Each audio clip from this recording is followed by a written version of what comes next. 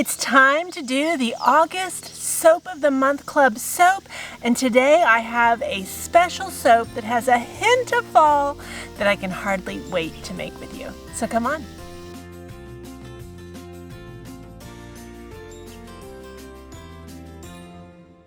Hey friends, it's Barbara Sue at Kowalski Mountain, and welcome back to the homestead.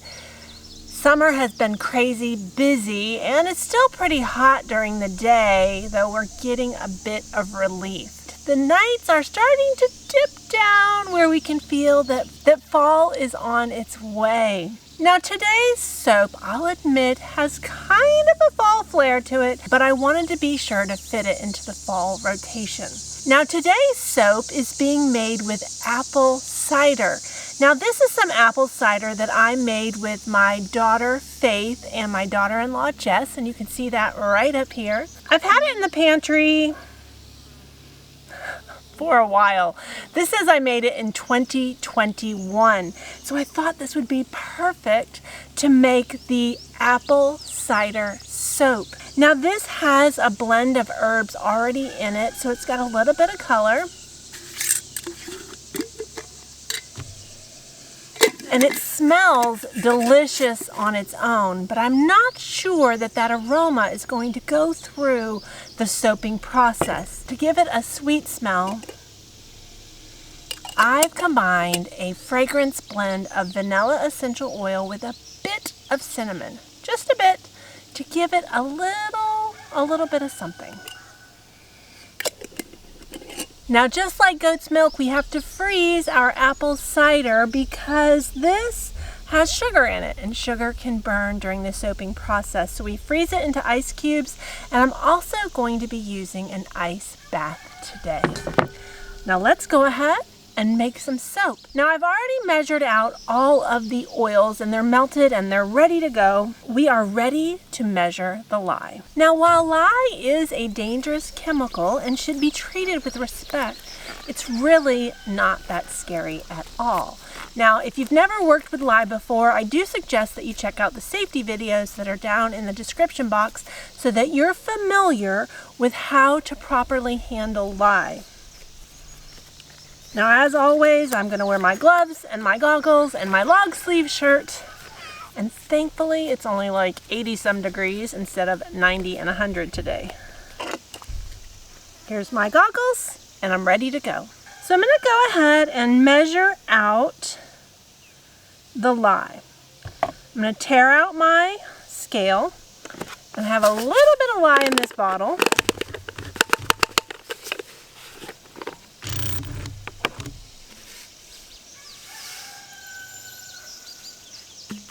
And I need 163 grams of lye.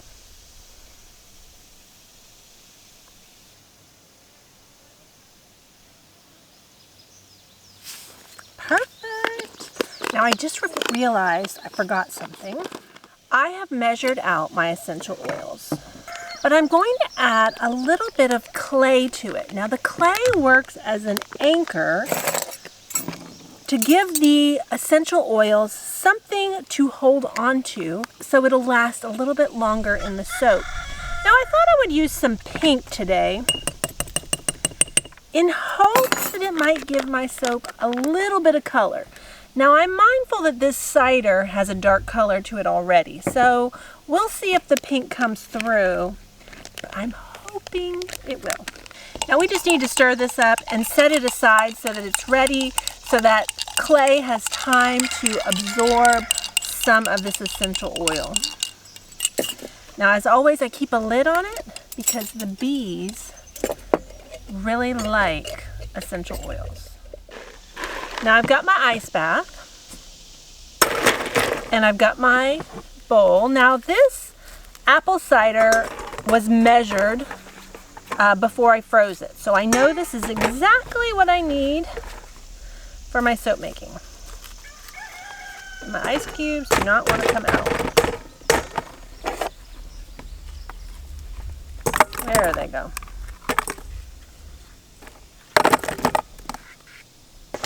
All right, so let's start adding our lye.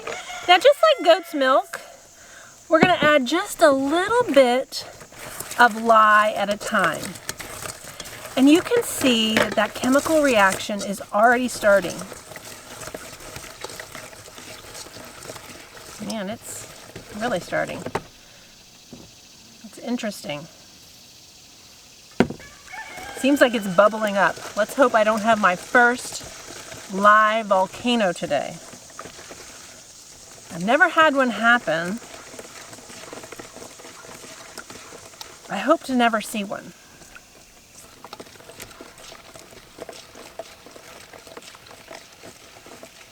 Now lye, when it's mixed with a liquid, starts to heat up in the chemical reaction, and this can get very hot, up to about 200 degrees, which is why I have it on ice, and while I also froze my ice cubes to prevent the cider from burning.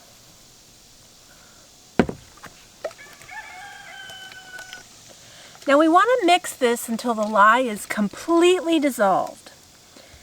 When lye is saponified and becomes soap, it's not going to be harmful to your skin.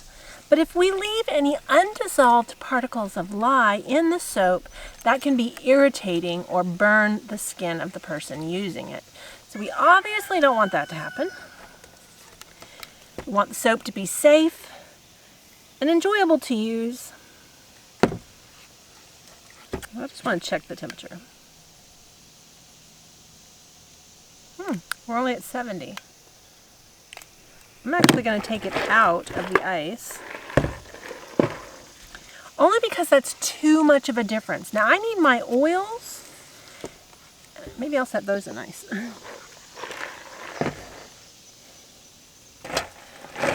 I need my oils and my lye mixture to be within 10 to 15 degrees of each other. And if this is around 100 degrees, I will be thrilled with that. I love this color. It's so red. I don't think I'm going to need that pink at all. I think it's going to have a nice color to it. All right, let's check the temperature. 129. And these are 138. So let's take those out.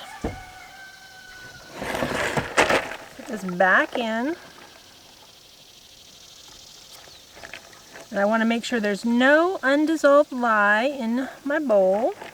So I'm going to stir this longer than I think I need to, just to make sure. Now I want both of these to come down in temperature a little bit. We're a little high on both of them. I don't really want a soap at this high of a temperature because things happen really fast at higher temperatures. And stirring kind of helps cool it a little bit.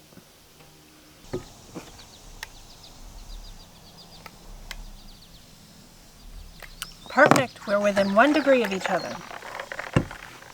Now I love this part. Now this is the magic of saponification. This is where we're going to add the lye mixture to the oil, and they're going to combine and make a new substance called soap. Now I did a video with my granddaughter and I explained a little bit about saponification in that video. You can check that out right up here. All right, let's go. Now we always add the lye mixture to the oil. Now I'm gonna burp my stick blender to get any bubbles out of it, and here we go.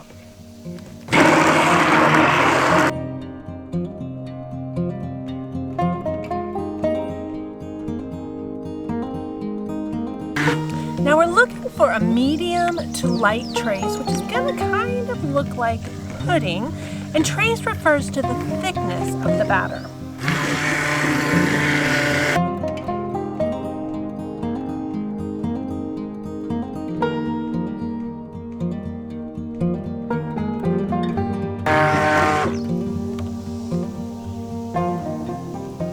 Now I think I'm going to stop there. I know I said medium, and this is more of a light trace. Now the reason I'm going to go ahead and stop here is because I'm using vanilla in my essential oils. Now vanilla is known to trace quickly. So we're gonna go ahead and stir this up. I've got my mold ready. I thought I would do round molds. I haven't done round in a while, so I thought that would be fun. And let's see what this half does.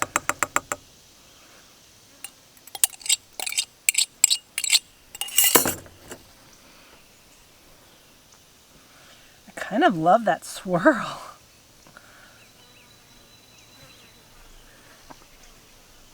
Now I thought about adding cinnamon to this to give it a little texture, and I didn't because the apple cider had so much in it that I thought we would see it more, but we aren't. So I'm kind of regretting that right now, but at this point I cannot change it because this is gonna trace too fast for me.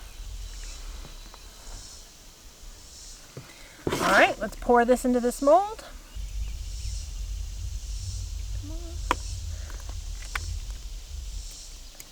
Oh, we're tracing too fast.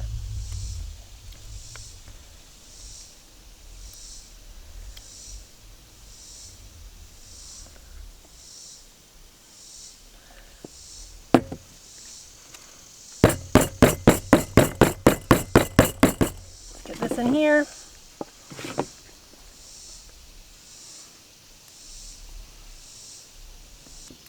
I've got a bit of a mess here.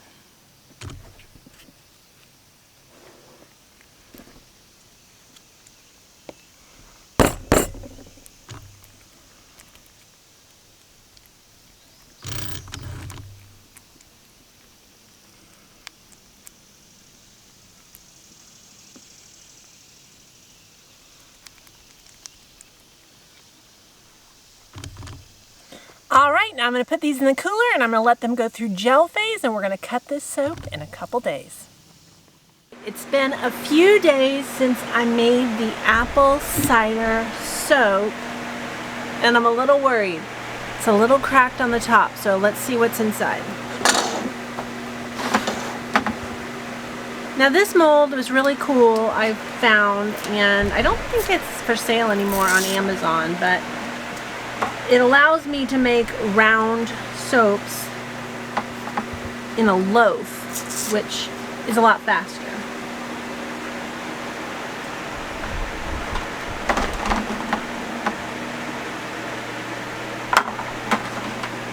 Now I see a few pockets in here, which means it's going to have some uneven texture,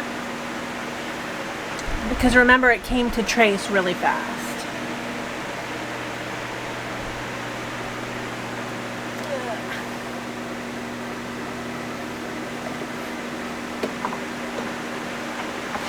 Now I will tell you, this soap smells delightful, and it does have kind of an apple cider smell to it, which I didn't anticipate that. Now I'm going to go ahead and cut off the end so I have an even surface. Oh, this is beautiful. Okay, let's see what we got.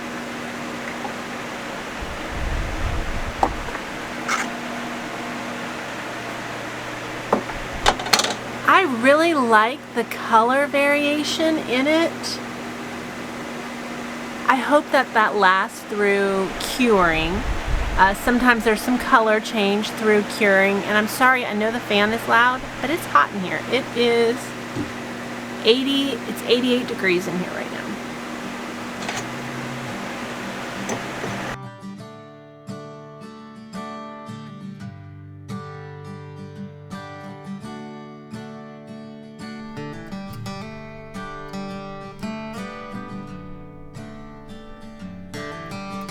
Now the extra, I always mold up in these round molds, and it doesn't look so pretty because we definitely were coming to trace so much. Now I just use this soap. I don't give it to anybody, so that's perfectly fine.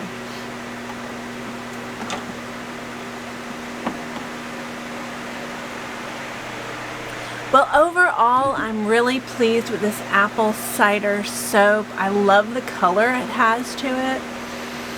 It has a nice aroma. I can smell that vanilla.